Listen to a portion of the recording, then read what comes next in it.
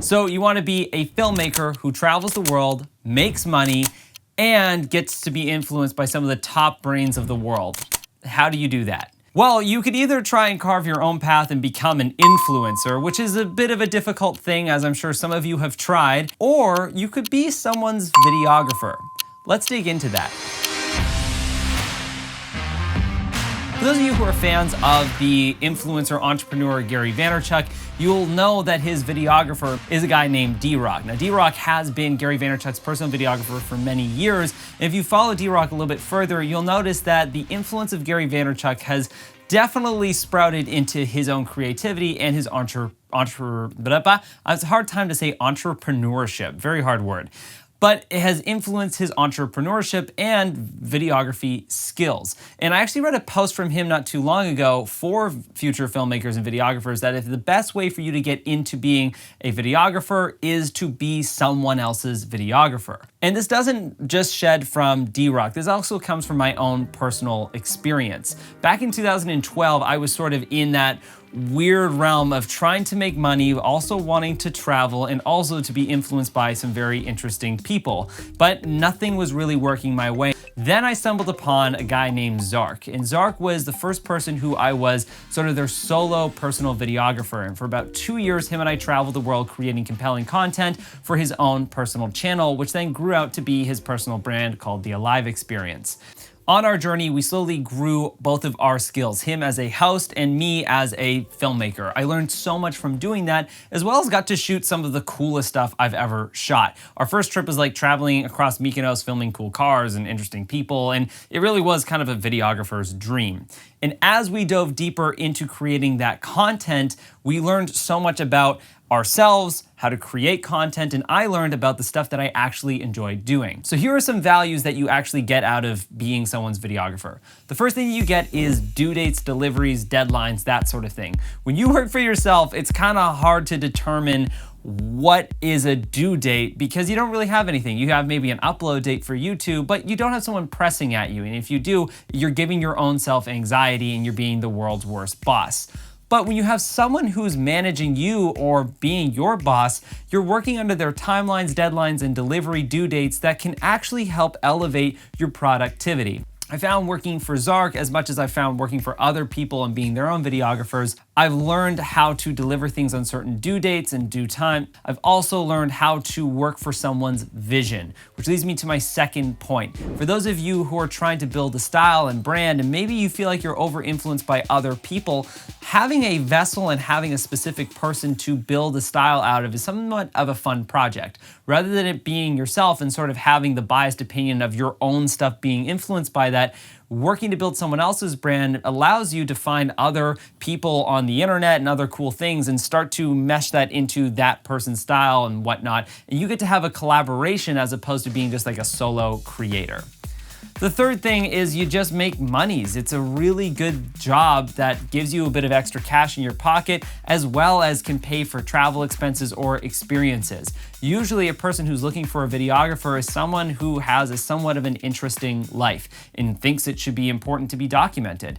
Therefore, either they're traveling, going to interesting events, or just doing things that you wouldn't see normally. And if they're not doing that, sometimes it's a little bit more difficult. But usually you can find someone who has a very cool life to film. And personally for me, that sort of checked off all the boxes when it came for me working with Zark.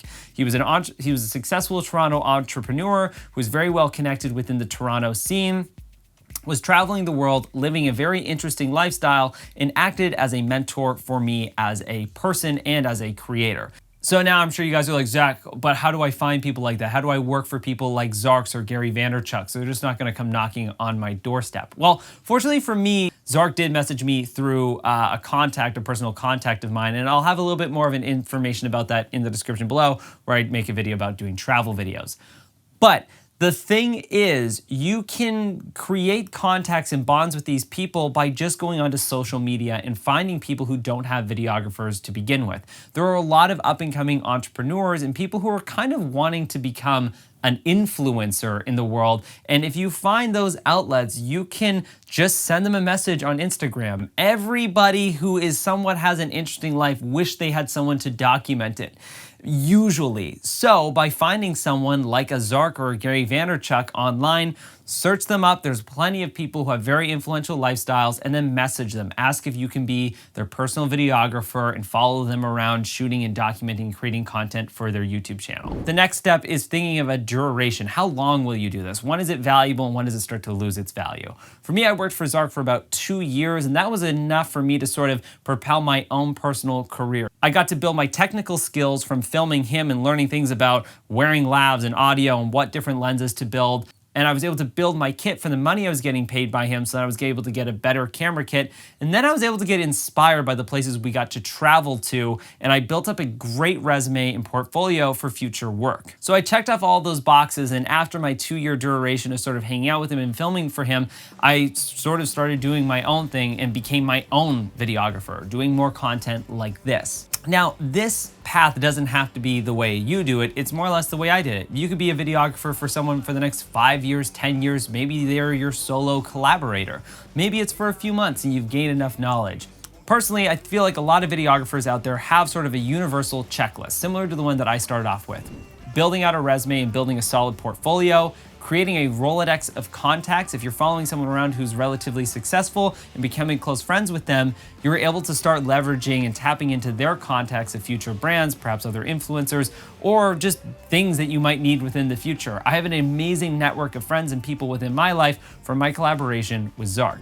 You can also learn the ins and outs of social media, promoting someone, promoting a brand, promoting stuff, just by doing this. So overall, I think this is a very important skill for you guys to acquire and can provide a lot of value to you in the future. But if you don't want to take it from me, take it from someone like D-Rock. He is still continually crushing it working for Gary, and Gary and his relationship have accelerated and become an amazing bond, and the two can work off of each other. Gary constantly pumps out content provided by D-Rock and supports his up-and-coming career as well. And both are actually two influential people who I follow on social media. So maybe you can become the next D-Rock, or become the next Zach to Zark, or become your own videographer with your own different setup. But I would recommend this is a great way to get yourself into the industry, start making money, building out a Rolodex, building out a resume, and have the opportunity to travel to unique places and experience different things. For those of you who are interested in learning a little bit more about Zark's journey